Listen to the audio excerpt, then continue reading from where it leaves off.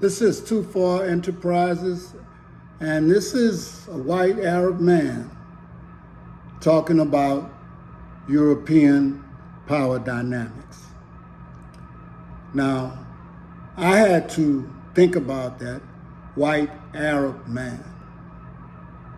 We have already confirmed that Africa is the birthplace of civilization, but yet we hear so many people trying to align themselves up with European societal norms. But I'm going to let you hear what he has to say. But before I do, I put out a video yesterday and I was talking about Uncle Tom Cabin. I dare you to watch it. Double dare you.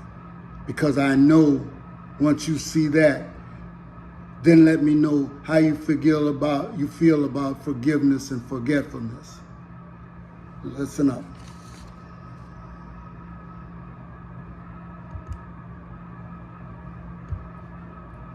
It's outside of Iran, attacked them in Iraq and in Syria and so on.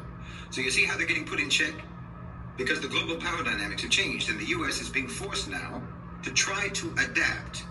And it's an entirely new experience for them. And they're adapting badly. Because again, it's just not their nature. They're offended at any constraints on their belligerence. They're indignant at the idea that the whole world should not just offer them tribute and gratefully subordinate themselves to American power. They can't stand it. It doesn't compute in their minds. This is a habit of thinking that predates their actual power, and then having power just made it worse. And I don't think that anyone, most of all the OCGFC, believe that they can ever change. And that's why I think America is gradually being sidelined and being abandoned by the global elite. Because they're incapable of updating their software. They're incapable of updating their mentality. And they're incapable of civilizing. Because having had the ability to impose their will around the world meant that they never had to civilize. And they don't actually possess any internal motivation to do so, and they never did. So ultimately, I think that they're going to be left behind.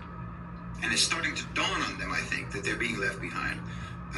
But at the moment, I think they're still in denial. I think they're in denial. I mean, because, look, practically speaking, how exactly are you supposed to ever dial back from dehumanizing whole nations, whole countries, whole populations, and then treat them and expect to be treated by them in any kind of normal way? I mean, again, look at the situation inside the U.S. with African Americans. Until today, the racial situation in that country isn't normal. They still don't know how to deal with each other in any kind of a normal way. And the same applies now for the rest of the world and the U.S. Their relations with the rest of the world is very similar to their relations between the former slave owners and the former slaves. Because you dehumanize people. And how are you supposed to get past that? How are you supposed to get that out of your own mind, and how are they supposed to get it out of their own mind about you? It's very difficult. So now the same dynamic, the same dysfunction is going to potentially permanently plague America's relations with the rest of the planet. I mean, in some ways, you could say that the BRICS countries, are almost performing a kind of an intervention, like with an alcoholic or a drug addict. The U.S. is reaching rock bottom, and BRICS is performing an intervention to force them to face what they really are and how they really are, and forcing them to see the way they're going to have to be if they want to recover any kind of respectable role in the world. But until now, I think the U.S. is in denial. They can't face it. You know, Europe is kind of like that last friend of a drug addict who sticks by them until the end. Until finally the addict steals from them and lies to them and betrays them too, and eventually they'll lose even that friend. You know, it's like that song says, America's smoking all of its friends down to the filter, and the inevitable reckoning is coming, and it's going to be hard. But by the time it comes, I don't think anyone will really be interested, because by that time the world will have already... So, you know, listening to this supposedly white Arab, and I don't think there is a white Arab. I understand there's a sickness on this earth. I don't understand why black people can't understand, and African people can't understand the parallels between how the world treats Africa and how the U.S. treats black people. And this is what this man was talking about. But he is one to talk because Arabs enslaved Africans long before the Europeans. And some of the things that they did to Africans, such as make some Africans eunuchs so that they could be around the women, okay? And sometimes how you can see that they don't even want black people in certain Arab countries or those aligned with Muslim beliefs. The sickness is, see, blacks have dominant genes. Dr. Cress Wilson talked about the black man's power to genetically annihilate the European race.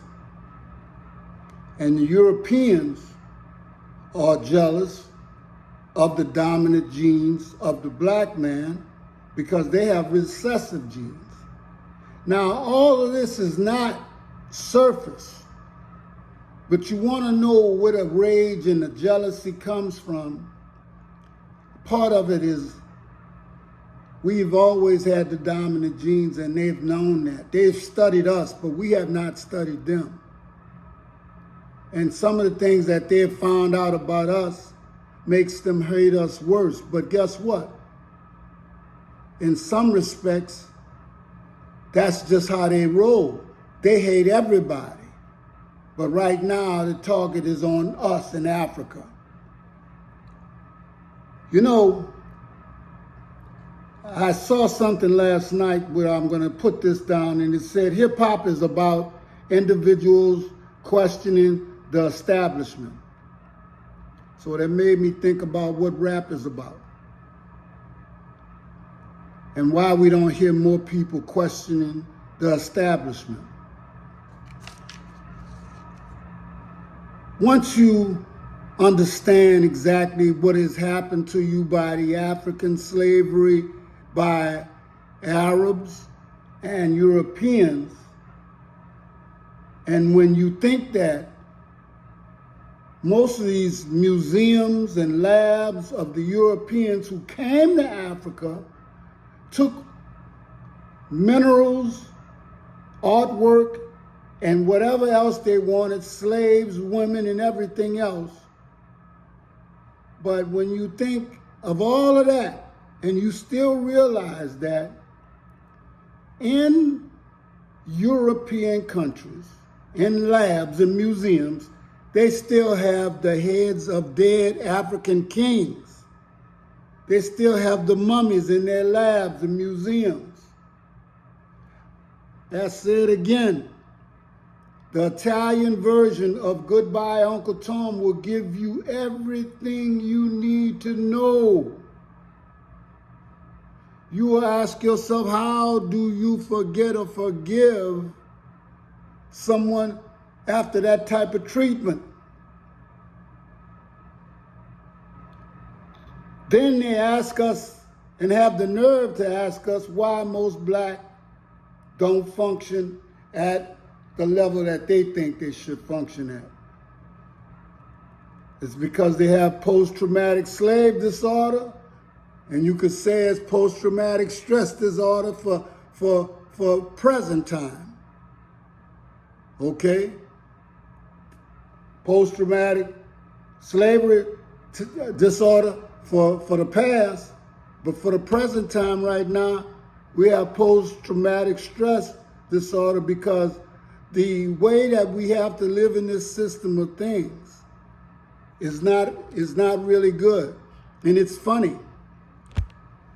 Black people can find an excuse to vote for a European in a minute, but they won't even vote for themselves or find an excuse to vote for another black or people of color. And it is the exact opposite with most Europeans. They vote for themselves and other Europeans 90% of the time first.